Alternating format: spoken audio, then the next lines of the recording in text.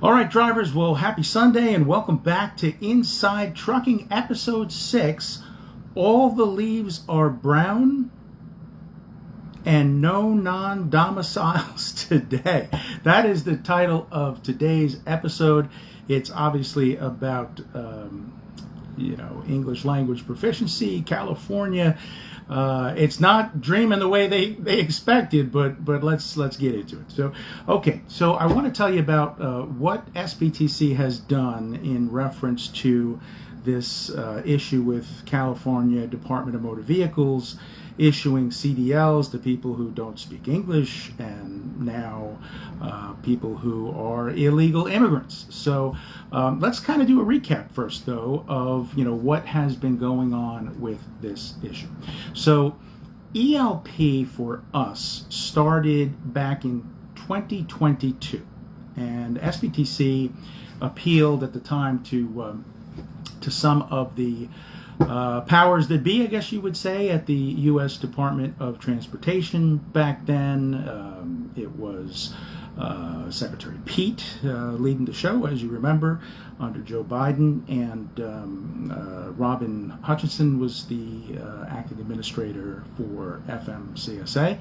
And so we wrote to all these folks back then, right? And we said, listen,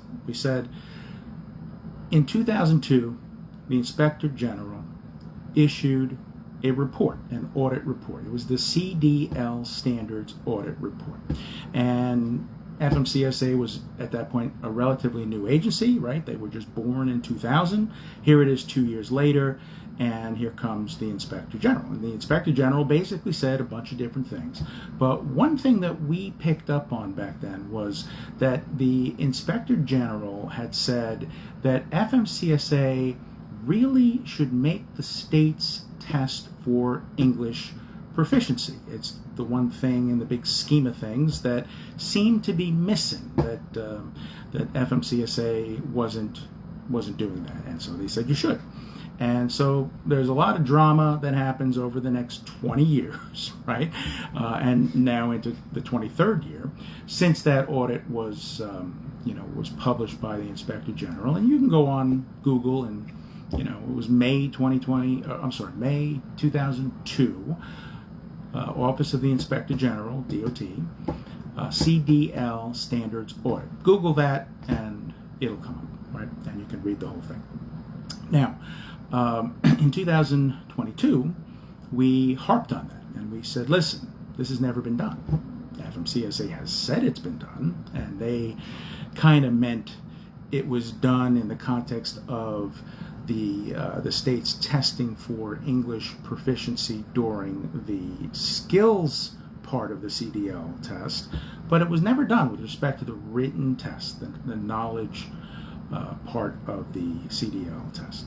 And so we said, to FMCSA at the time and the secretary, we said, listen, you really should do this because, 20 years ago, the Inspector General told you to. So, there was the beginning of that. And we said, listen, why don't you issue guidance, right? This is a petition for guidance. And that's how we started. And we said, why don't you guide the states that they really should test for English proficiency? FMCSA came back, they said, nope, I'm not going to do that. We said, okay. And then we said, well, let's try something else, right? So same year, a couple of weeks later, we go back and we say, well, how about you issue a regulation, kind of like a regulation like what the Inspector General told you to do 20 years ago. And how about you make the states test for English language proficiency during knowledge written exams? And they came back and they said, nope, not going to do it. So we went back at them a third time, and we tried to do some kind of thing that's called an exemption application, right? And we really weren't trying to push for an exemption so much. It was kind of like tongue-in-cheek, but it was more about the process, because these letters going back and forth between us and FMCSA, where we ask and they say no 2 times, the public really didn't get to see that. But there's an interesting mechanism where when you want the public to see something, you put in what's called an exemption application. And so we did that, and what that then triggers is the FMCSA's obligation to publish your application in the Federal Register. They must do that. And in that case, they have to tell everybody that you've asked for this exemption, and then they ask for comments, and then they make a decision. So we went through that process. We basically said, hey, you know, there's this rule where carriers are supposed to confirm that a driver saying he speaks English or she speaks English is true. And we said, that's not really a good rule, because, you know, the state should really, you know, be the ones that have the onus on them to test for English language proficiency. And that's not because we say so, it's because the Inspector General said so 20 years ago. So you see, we're playing like a ring around the rosy with these people 3 times, right? And so we went through that process, and we said, hey, how about you exempt all small businesses from having to check, you know, to see if the driver, you know, speaks English. The driver still has to say he does. And how about we just kind of put it on pause until maybe you promulgate a rule that says the states have to test for English, right? And so we put that in, and guess what they said? Nope. Right? So then we went to the Inspector General, and we said, hey, remember how you guys did an audit back in 2002 when you said the states should be made to test for English language proficiency, you know, before they issue a CDL to a driver by FMCSA? And we said they never did that, and look what we've done this year, right? Asked for guidance, asked for rulemaking, asked for an exemption application. No, no, no. So now, Inspector General, maybe you should step in, and maybe you should now do a re-audit and tell them again that they should really make the states test for English language proficiency. And so the Inspector General gets our petition for a re-audit, and guess what they say? Nope. So, you know, this whole thing is like an absolute fiasco, right? And so we even put in a Freedom of Information Act request with the Inspector General to see everything about, you know, all the records related to our request, and something comes out that they didn't think they were going to give us. They slipped. And even though they said, no, we're not going to do this, as if, you know, this is not warranted, this is not worthy of our resources, which they've told us, you know, for the umpteenth time, every time we would put something in, they'd say, nope, you know. So, you know, they made us believe it wasn't worthy, but then something slipped out. And that was something from Inspector General, an internal memo, and it said, well, actually, we got this on the 5-year plan now, our next 5-year plan. And we do think it's worthy, and we're just going to put it in priority, and we'll get to it. Now, we, of course, disagreed with them thinking it wasn't immediately, you know, worthy, because this is about public safety and, you know, hazards on the road, but okay, that's what they said, but at least they said we're going to get to it. It's on our list of things to do. So, you know, I issued an article on LinkedIn about this nonsense. It's the Ragu commercial LinkedIn article. You know, go look that up if you want. James Lamb, English Language Proficiency, you know, it's in there, you know, kind of thing. So you'll have fun with that. But listen to this now. We put it on hold. Right. We even reached out at that time to the mother and the attorney for the mother of the kid that was killed, whose name was Connor, in 2017. So it had been just, you know, 5 years prior, and it was at the hands of a truck driver who didn't speak English. And in fact, there were 2 numbskull truck drivers, one in the front and one in the back, and this kid got, you know, with the traffic and all in the middle, you know, he got caught in the middle and unfortunately was killed. And so we reached out to them, and so now fast forward to January of 2025, this year.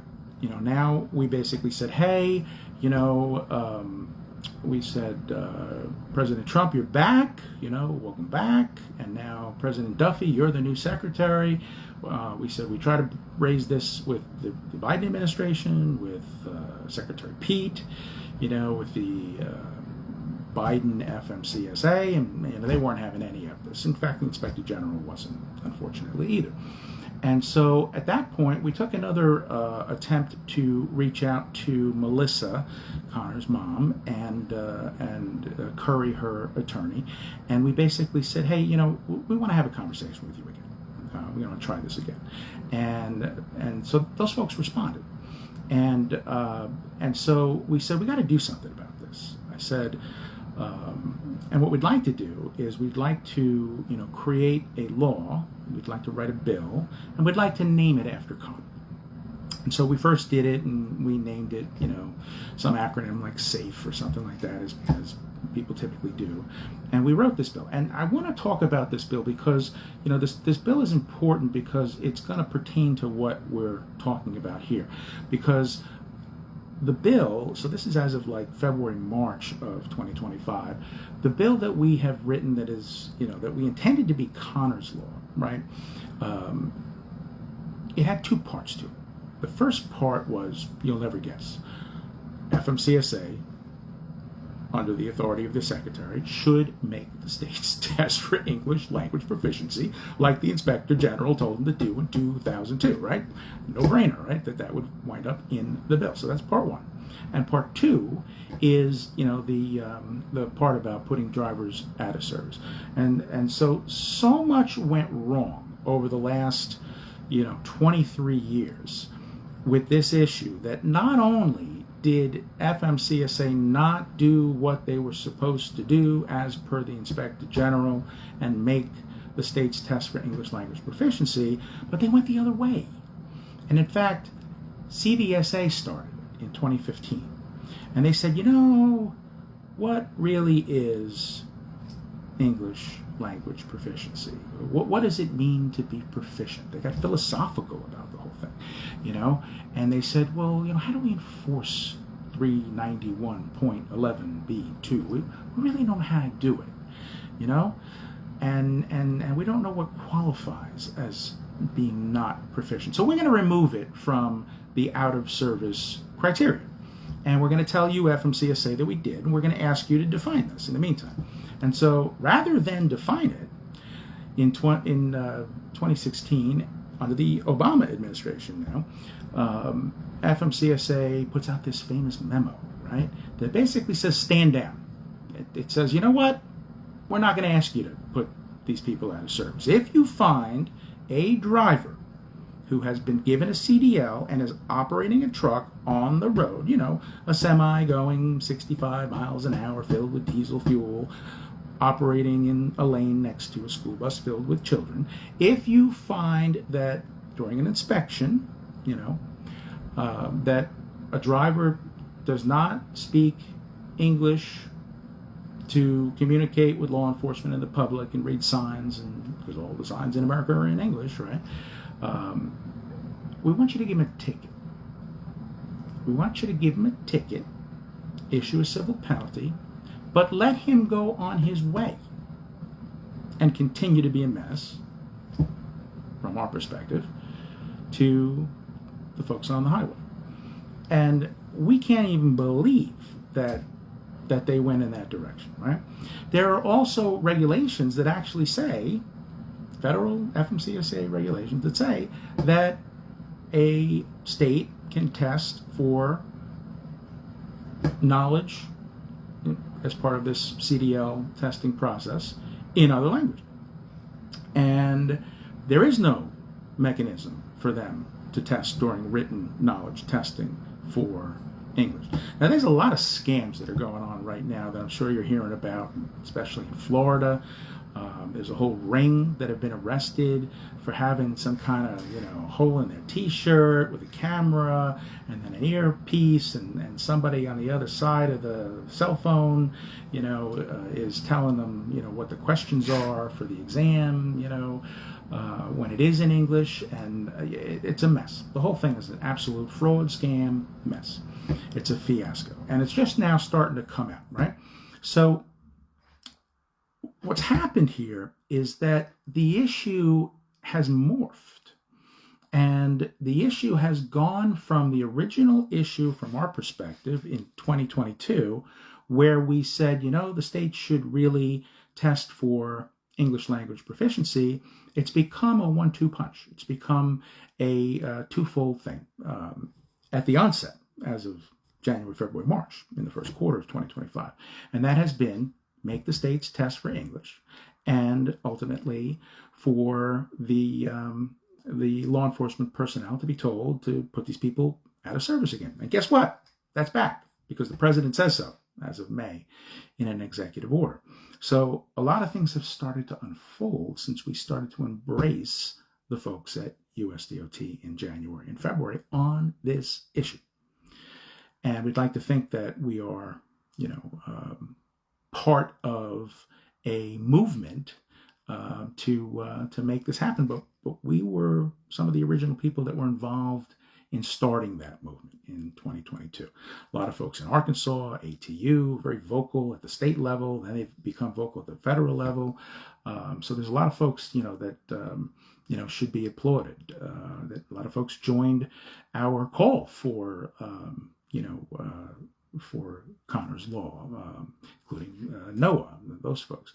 So Pastime for Change, all these folks. So, a lot of people have said, yeah, this is a good idea. We should do this bill. A lot of people that don't even like each other in this industry have gotten together and have said, no, we really need this. And, we're going to put our troubles aside and just move forward and work together on this. And so that's a good thing, right? And so now we proposed this bill, and Dave Taylor out of Ohio, Republican out of Ohio, he picks up half of it, right? And we say, okay, we're not getting everything we want. He's going to agree with the second part, which is put people out of service when they catch them. Too politically volatile at the time, I guess, to do part one as well, make the states test for, English. And so he went forward with part two. And then over the year, a lot of bad things happen. And it's involved drivers who are illegal immigrants and who don't speak English. 10 people are dead this year in Texas. Remember Hope Trans, Alabama, 2 people. And then, of course, our friend Mr. Singh from Whitehawk, the U-turn trucker, 3 people dead in August of 2025. So 10 people. And so that's gotten a lot of attention. That's made people rethink a lot of things.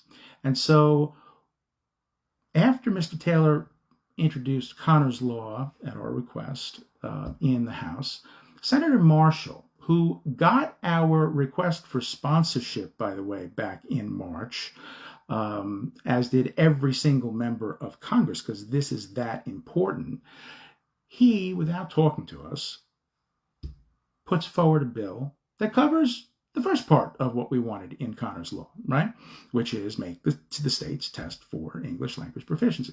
So now there's that bill. And now Dave Taylor's folks came back to us and said, listen, we're going to co-sponsor a companion bill to Mr. Marshall's bill. And, we'd like you to endorse it, SBTC. And we said, of course, we're going to endorse it because that was the original proposal that we sent out to everybody saying, we need a law for that, right? Make the states test for English. And so we basically said, what should really happen is all these bills should be incorporated into one. Let's call it Connor's Law. Let's go back to the original plan that SBTC put out in March. And let's have a law that says that you got to make the states test for English, and you got to put truckers who don't speak English, who slip through the cracks, or leftovers from a previous regime that just let anybody get a CDL, we got to put them out of service. And so that's the direction that, that we're going, and we're hoping that winds up in the major surface transportation legislation come September of 2026. And I think that's in the progress now. At least we're pushing for it. So hopefully we're going to get a real full-fledged Connor's Law as originally proposed, and it's going to pass because it has to pass if it's in the Major Surface Transportation Reauthorization Act. So that's the background, right?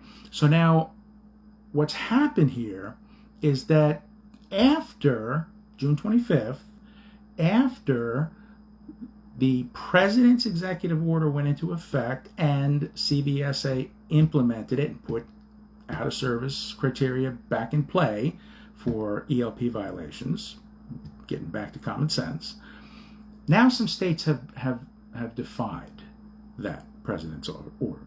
They've protested, and they've done so in different ways, but majority is, no, we're not going to enforce that. We're not going to put them out of service. We don't want to put them out of service. And so there's a war going on, a fight between the feds and the states, and we'd like to think we helped start that war, because this is about the feds doing what we've asked them to do, and they're doing the right thing. God bless Secretary Duffy. God bless the new FMCSA.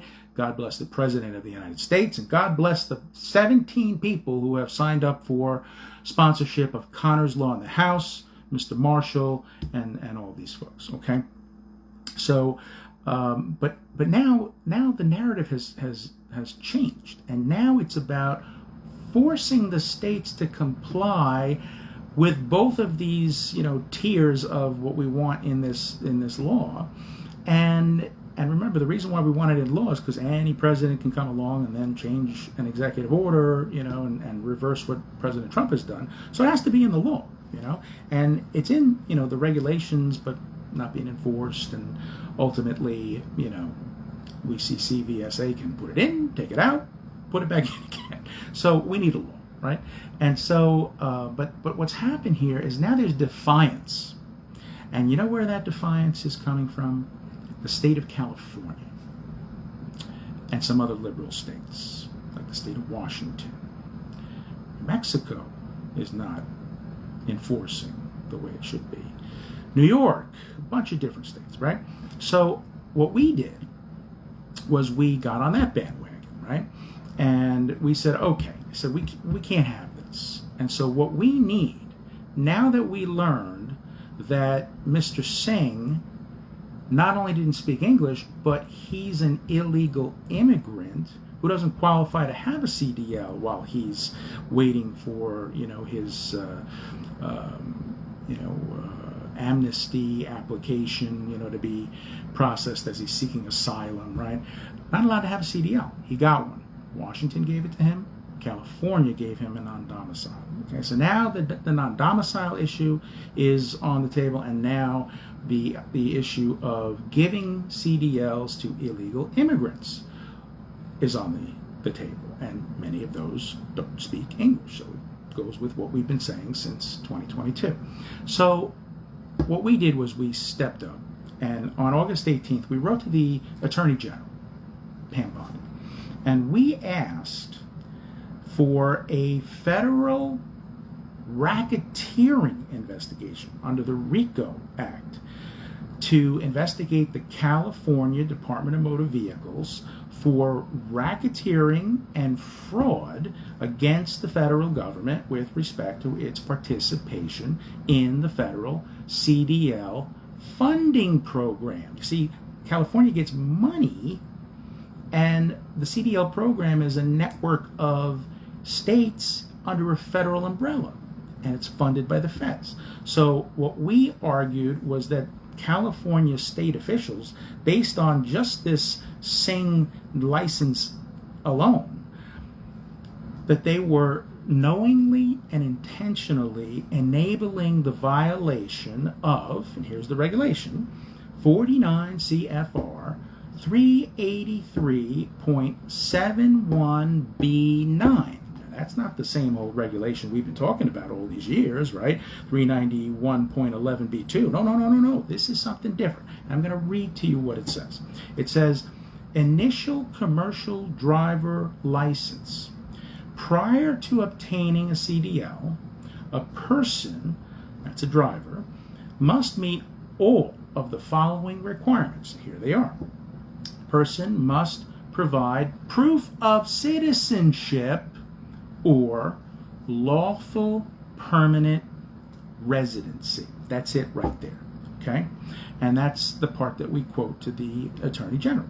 And we said, listen, there's a problem here, because we know at least one case where California did not enforce that part of the program while they're taking federal CDL funding, program funds. And so we said, so that's an issue. And because they're violating 383 in that format, and they're issuing these licenses and you know what's going on now. I mean, wait till we get to this episode. No name given. We're going to blow everybody's minds with that. That's like happening in multiple states, and the latest is New York, right? So we'll be with you in a moment, New York DMV. Just hold my beer, you know. So okay. So what we said to the Attorney General is, we said that the fact that California state officials are intentionally enabling the violation of Part 383 that I just referenced, and they're accepting federal funds, what they're doing is, it appears they're defrauding the federal government, and that is a crime, and that violates the penal code of the federal statutes, right? Title 18. That's the 18 USC, United States Code, 1031 and 371. Go Google those statutes, right? You'll see you can't defraud the federal government. And there's two laws that say you can't, right? So we said, we believe that's what's happening. We believe you, as the Attorney General, are responsible for enforcing America's federal criminal statutes.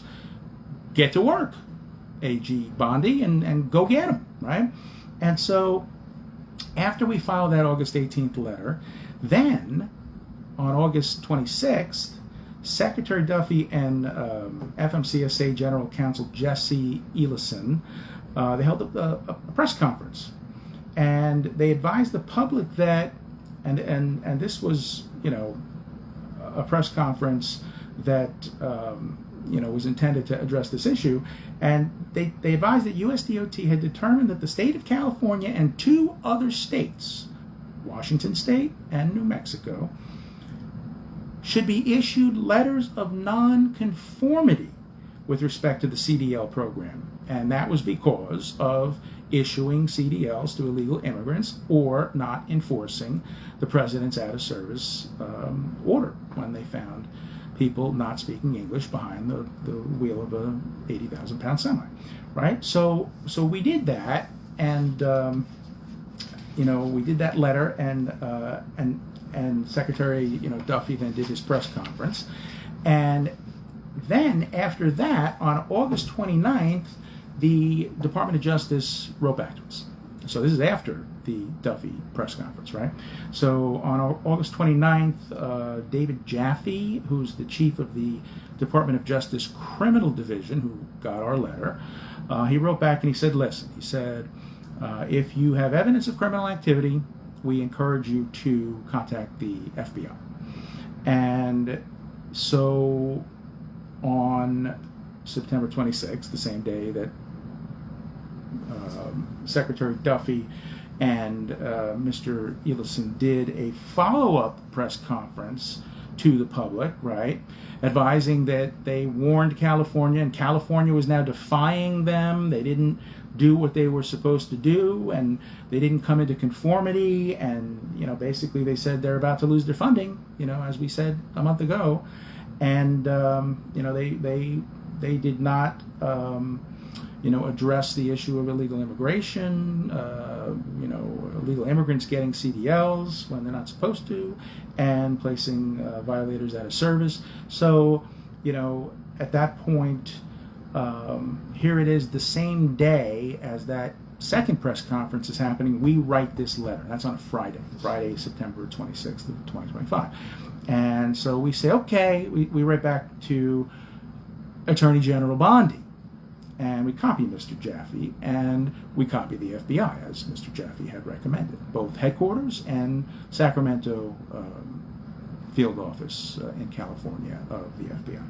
And we said, okay, listen, since we wrote our first letter to you, AG Bondi, there's been two new developments. Development number one is on Friday, September 19th, finally, after we had asked for 3+ years for the Inspector General to do a re-audit of FMCSA with respect to CDL standards, and them not issuing a regulation that basically says the states have to test for English language proficiency. The Inspector General finally did. They issued notice that FMCSA is being ordered. So we said, AG Bondi, that's new. That's worth, kind of putting out there that we asked for that. We said there was a reason for that. It was worthy. And now, I guess it's within their 5-year plan, as they said. Here they are doing it. Now, I guess they pushed it up, right? It didn't take 5 years. It took 3 years. Maybe that's because of 10 people getting killed on the side of the road. And they realized maybe they could have stopped that, right? And saved those people, right? And now they're worried more people might die. So let's not wait another 2 years. Good job, Inspector General, right? Okay, so now we said that, and that's point number one. And then we said that, point number two is that the Secretary of Transportation did a follow-up press conference. And he advised that they had just audited over the last month California DMV, and they determined that for their sample set, and then of course they're going to extrapolate that to the whole target population of CDL applicants, they said that they determined that 25%, 1 out of every 4 CDLs that the state of California issued in terms of non-domicile CDLs were illegal. And that means they were issued to illegal immigrants that they're not supposed to do. Okay, so we said now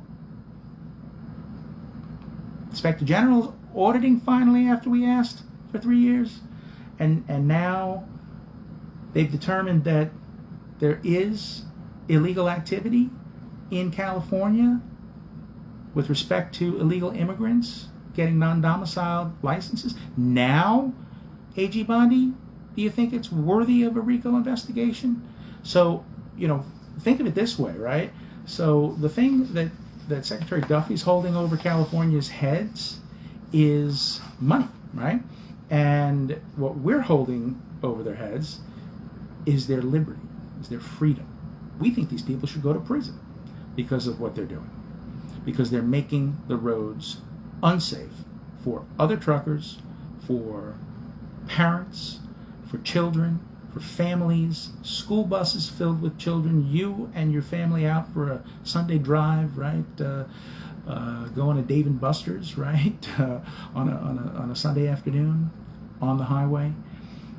They're making it unsafe for everybody. And that should be a crime. In fact, it looks like it is. But let's look at what, Secretary Duffy really said, in that conference. He said that there were 3 incidents that he wanted to highlight, and in Texas, Alabama, and Florida, 10 people died because of this, this problem, and that it's an emergency, and they need to fix it. And they have promulgated emergency regulations, right?